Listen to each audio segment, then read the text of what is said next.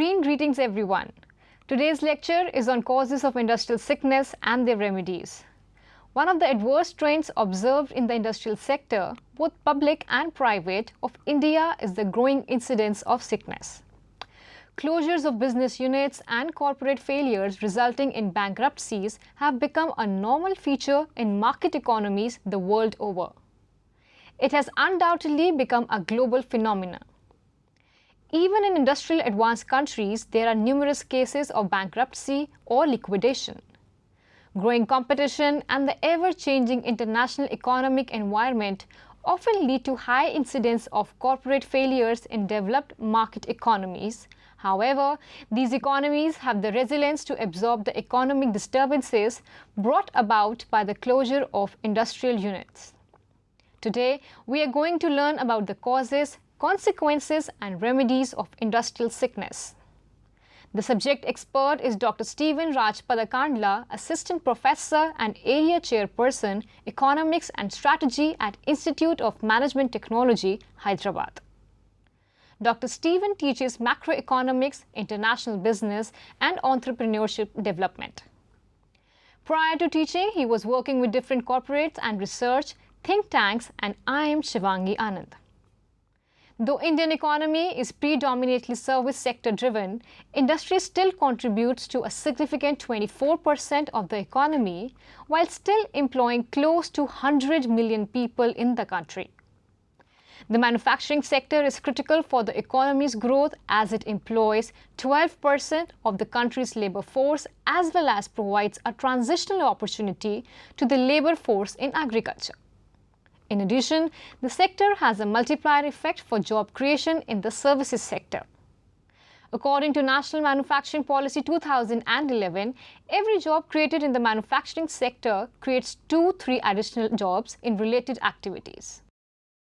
The manufacturing sector is widely regarded as the transformational sector for agricultural laborers moving from low-skilled to more value-added jobs.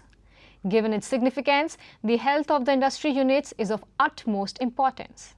The long-term success of India's economic reform process depends upon sustained growth in industrial output and investment. Without this, there cannot be a genuinely competitive industrial base from where India can launch an export drive to systematically reduce its debt service obligations over time. In order to achieve this, we need to deal with growing industrial sickness is of utmost importance. However, for quite a few decades, growth in the industry in the country has been handicapped by alarming increase in the sick and unviable units, leading to loss of employment, output and export revenue. As on March 2016, there are close to 5 lakh sick units in the country. Several factors like difficult business environment or on administrative delays or even on the lack of management skills have been blamed to such situation. The sick units are usually nursed back to health through mergers, amalgamations, takeovers, purchase of assets or outright nationalization. When the problem becomes really alarming or unmanageable, the unit is permitted to die its natural death. Tackling on this problem, however, is not possible without addressing the problem of causes, consequences and remedies of the sector and hence the relevance of the topic of today's deliberations. This lecture is divided into 3 broad sections. A. The first section throws light on the definition and nature of industrial sickness and the magnitude of sickness in India. This section also throws light on the several acts and regulations that have been enacted to describe and define sick units in the country over the years, which also shows how the problem is being perceived over the years. B. The second section discusses the symptoms of a sick unit and the causes of a unit becoming sick one. C. The third section deals with actions taken by the government and also suggestion remedies for tackling industrial sickness.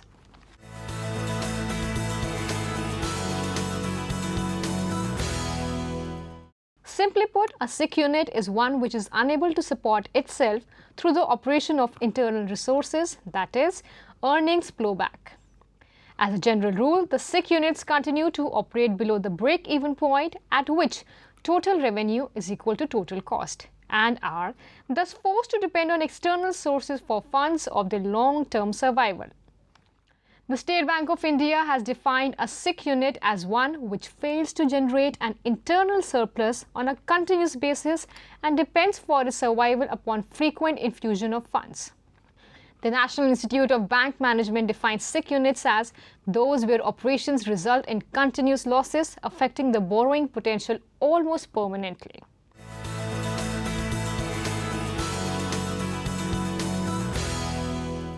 The SIC Industrial Companies, the Special Act Provisions Act 1985 defines a SIC unit as an industrial company that is registered for not less than 7 years, which has at the end of any financial year accumulated losses equal to or exceeding its entire net worth and has also suffered cash losses in such financial year and that preceding such financial year. However, the definition of SIC unit has been modified considerably over the years with amendment to this Act in 1992 and the incorporation of Companies, that is Second Amendment Act 2002 and the Companies Act 2013. The Companies Act 2002 defines a SIC industrial company as one which has A. The accumulated losses in any financial year which are equal to 50% or more of its average net worth during 4 years immediately preceding such financial year. B. Fail to repay its debts within any 3 consecutive quarters on demand made in writing for its repayment by a creditor or creditors of such company. The latest Companies Act of 2013 eased the norm significantly as it states that where on demand by the secured creditors of a company representing 50% or more of its outstanding amount of debt, the company has failed to pay the debt within a period of 30 days of service of the notice of demand or to secure or compound it to the reasonable satisfaction of the creditors, any secured creditor may file an application to the tribunal to declare the unit as SIC. It has to be noted here that the process is considerably eased given that the focus is shifted from accumulated losses, which was difficult to determine, to outstanding amount of debt, which is easy to determine, while at the same time period has been reduced substantially to 30 days.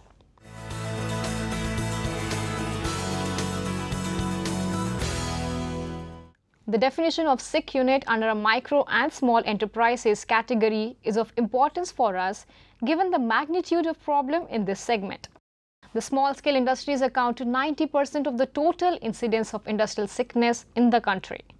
Given that the MSEs contribute to 40% of India's industrial output and 45% of total exports, it is not possible to think of a healthy Indian economy without a vibrant and healthy MSME sector. According to the Micro, Small and Medium Enterprises Development Act 2006, a micro or small enterprise may be said to have become SIC if A. Any of the borrowable account of the enterprise remains NPA for 3 months or more, or B. There is erosion in the net worth due to accumulated losses to the extent of 50% of its net worth during the previous accounting year. In order to detect the sickness of a unit and to undertake timely measure, the new Act removed the stipulation that the unit should have been in commercial production for at least 2 years and mandated that the decision of viability of the unit should be taken not later than 3 months as opposed to no stipulated time frame earlier.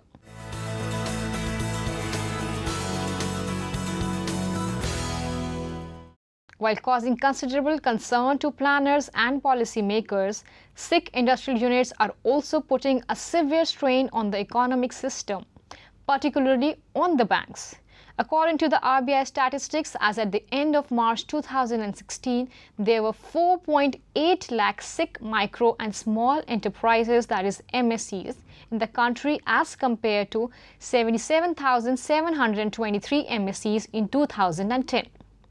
The total outstanding amount liable to these SIC MSEs stood at 326.74 billion rupees at the end of March 2016, registering a sharp increase from 52.33 billion rupees in 2010. With regard to central public sector enterprises, that is CPSEs, according to the Public Enterprises Survey 2015 and 16, there were 70, 76 and 78 central public sector enterprises which have incurred loss in 2013 to 14, 2014 to 15 and 2015 to 16 respectively. With regard to the concentration of this problem in different states, Ministry of Commerce data states that as on 2013, the highest number of SIC units in the country is in the states of Maharashtra, Tamil Nadu, Gujarat and Uttar Pradesh. According to the data compiled by the Micro, Small and Medium Enterprises Development Institute, as on 2012, 79 small business units are turning financially unviable every day in the country. This translates to 3 units falling sick every year. Industrial sickness creates various socio-economic problems. It has become a matter of grave concern for all, directly or indirectly to all the people in the country. Directly, this phenomenon of industrial sickness affects in terms of unemployment of the workers, and even if they don't lose jobs, the wage is not paid and they are forced to live in extreme hardship. Indirectly, capital, which is the essential engine for the nation's growth, is blocked up in these several of SIC units, leading to shareholders lose their hard-earned savings, creditors lose their cash, and future prospects of business become completely dark. It has to be noted that jobs are created when the market combines land, capital, labor, and entrepreneurship in a wealth-creating manner. Sometimes this coming together fails, in which case these elements need to be freed back into the economy to be reused for another attempt.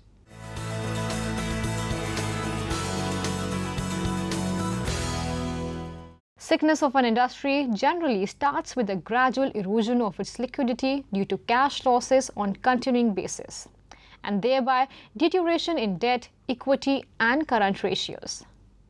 Common symptoms of industrial sickness include failure to pay statutory liabilities like: first, frequent breakdown in plant and equipment; second, failure to pay timely installment of capital and interest loans; third, frequent industrial disputes; fourth, inventories in excessive quantities; fifth, low capacity utilization; sixth, diversion of funds for purposes other than running the unit; seventh, financing fixed assets out of working capital, etc.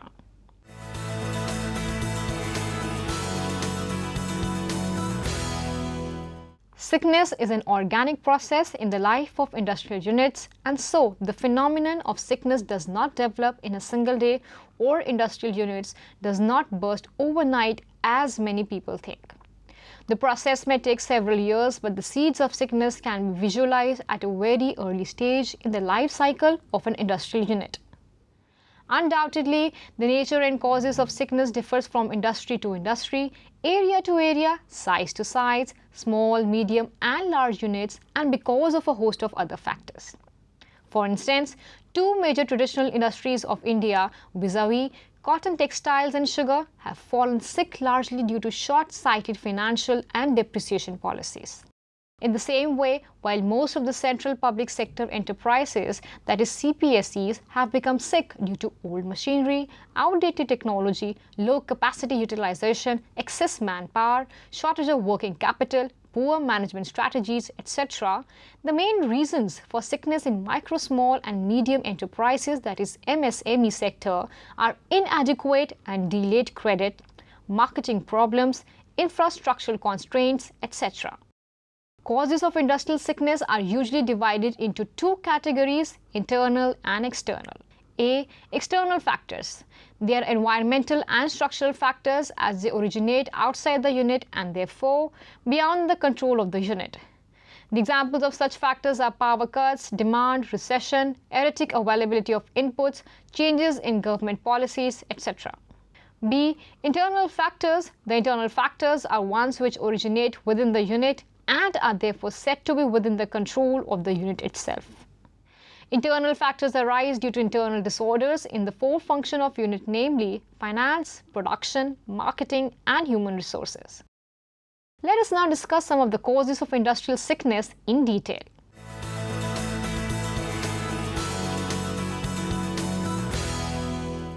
A. Power shortage. A large number of industrial units face power cuts as the electricity generated by the state governments is inadequate.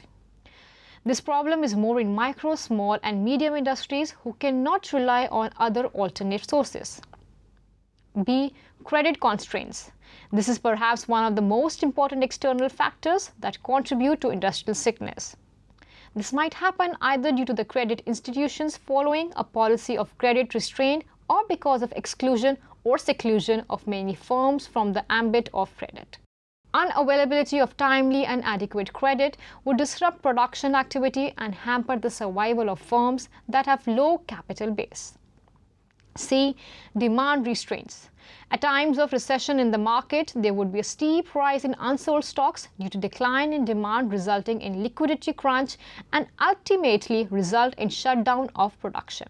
Though this is more visible and immediate in small and medium industries, even big enterprises are not exempt from this. For example, during the 2008 recession, close to 40 airline units have shut down across the world due to fall in demand. D. Government policy. Sudden changes in the government policy like changes in taxation, liberalization, that is changes in export-import regulations, industrial licensing can make units turn sick. For example, in India, the rate of sick units in textile, jute industries have increased post-liberalization due to the opening of economy. E. High input prices and non-availability of raw materials.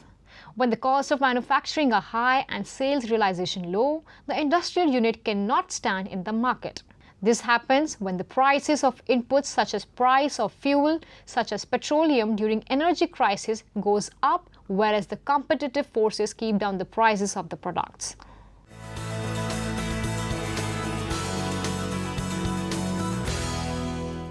A. Inherent deficiency or faulty planning. The industrial unit becomes sick when the unit has been launched without a comprehensive appraisal of economic, financial and technical viabilities of the project. Some of the faculty planning examples are setting an industrial unit in an unviable location which does not even has basic infrastructure, absence of market analysis, underestimation of project costs, etc. B. Wrong choice of technology. Absence of professional and technical guidance would lead to adoption of wrong, outdated and obsolete technology, leading to low productivity or production of goods that are out of demand. Units using obsolete and inappropriate technology also suffer pricing disadvantages given higher costs compared to their competitors, making units become sick and non-viable. C. Inadequate finance. Many units face problem of finance even from the initial stage, more so in countries like India where the financial openness is very low. Often small-scale units borrow from sources other than financial institutions, other than banks where the interest rates are very high, leading to increased debt burden. D. Entrepreneurial incompetence. One of the biggest reasons for industrial sickness, as many of the units are set up by incompetent entrepreneurs who do not either have basic technical knowledge of the product they are producing or business knowledge about the market they are selling the product to. E. Labor problems. Bad labor relations might lead to lower productivity, poor quality, frequent lockouts, strikes, and increase in wastages resulting in sickness of the unit. Most of these problems originate from difference with management over wages, bonus, suspension, inter-union rivalry, etc.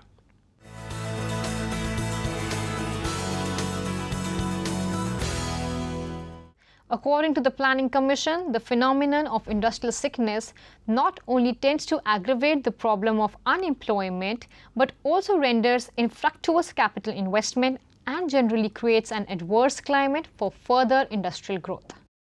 Discussed in detail are some of the adverse consequences of industrial sickness. Loss of factors of production.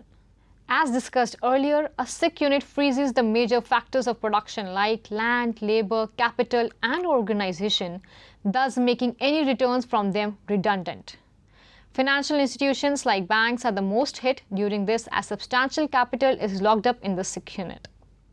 The long period of recovery of overdue and sometimes recovery of only small fraction of the total financed capital bears an adverse impact on the financial health of the financial institutions, in turn affecting the startup of other viable industrial units. Loss of employment opportunities. In a labor surplus economy, employment opportunities are very restricted, and a closure of an industrial unit will render even more people unemployed, leading to magnifying problem of unemployment and its after effects like declining standard of living, rising poverty, and also sometimes creating industrial unrest. Adverse impact on auxiliary units. Most of the industrial units have forward and backward linkages as number of other industrial units are dependent on them. Therefore, a closure of one unit will have a negative chain reaction, aggravating the problem. Effect on prospective investments. Closure or liquidation of sick units create despair among investors and also creates a negative impression about the business environment of that country. It would act as a disincentive to other entrepreneurs who are planning to launch production on similar lines. Loss of revenue for the government. Industrial units contribute substantial revenue to the central, state, and local governments at various levels. Industrial sickness results in loss of such revenue.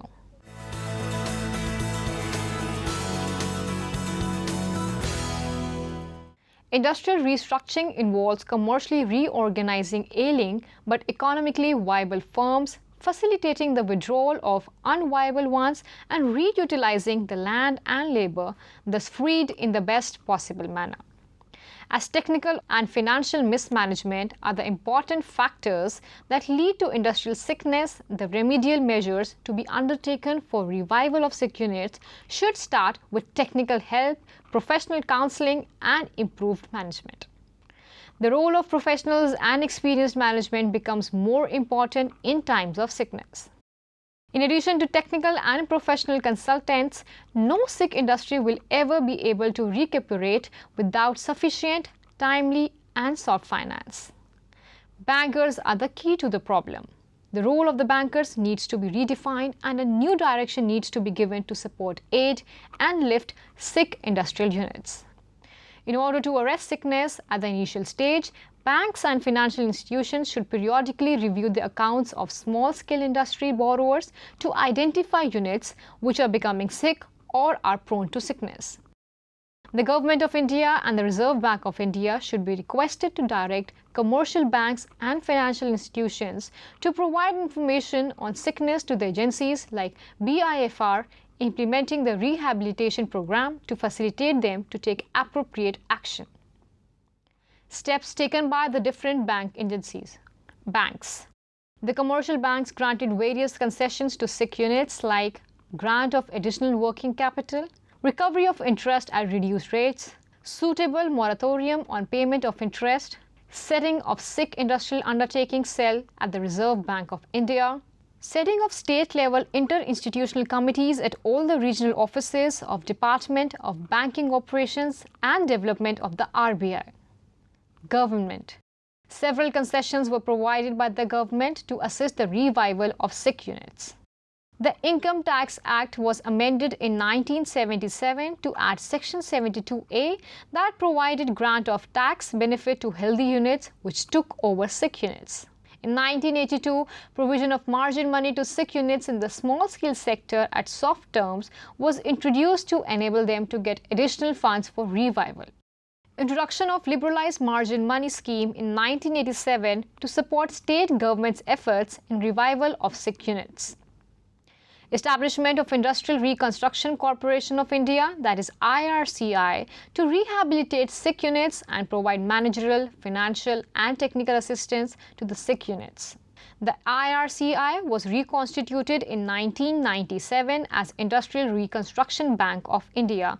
Setting up of the Board of Industrial and Financial Reconstruction, that is BIFR, in 1987 to determine the preventive, remedial and other measures required to be taken in respect to sick industrial units. The BIFR is the nodal agency in dealing of industrial sickness in the country. Recent initiatives. The Ministry of Micro, Small and Medium Enterprises has notified a framework for revival and rehabilitation of micro, small and medium enterprises. Reserve Bank of India has carried out certain changes in this framework in order to make it compatible with the existing regulatory guidelines and issued revised framework where it has advised all scheduled commercial banks, excluding regional rural banks, to put in place board-approved policy by June 2016 to address the stress in the accounts of MSMEs. Department of Public Enterprises, that is DPE, as the nodal department, has issued guidelines for streamlining the mechanism for revival and restructuring of sick or incipient sick and weak central public sector enterprises, that is CPSEs. As per the guidelines, the responsibility for addressing the sickness of CPSEs lies with the concerned administrative ministries or departments. The administrative ministries or departments monitor the sickness of CPSEs and identify the sick or incipient sick or weak CPSEs functioning under their control based on the performance and take timely redressal measures. The concerned administrative ministries or departments formulate revival or restructuring plans for such CPSEs on a case-to-case basis and implement the plan after obtaining the approval of competent authority. The prevention of sickness cannot be the sole responsibility of any one agency. It is to be checked at various stages by developing close and continuous dialogue with each other through effective communication. The preventive measures can be taken individually or jointly by having discussions and consultations. In preventing the sickness, therefore, the role of the following agencies has been notified as most important. Term lending institutions, commercial banks, entrepreneur, government. These agencies can effectively stem the sickness if they make use of signals and symptoms that are generated by the industrial unit in its working and by using information and reporting system of important key parameters of the industrial enterprise. Hope this session has given you inputs on this important topic of industrial sickness in the country. We'll see you again with another topic. Till then,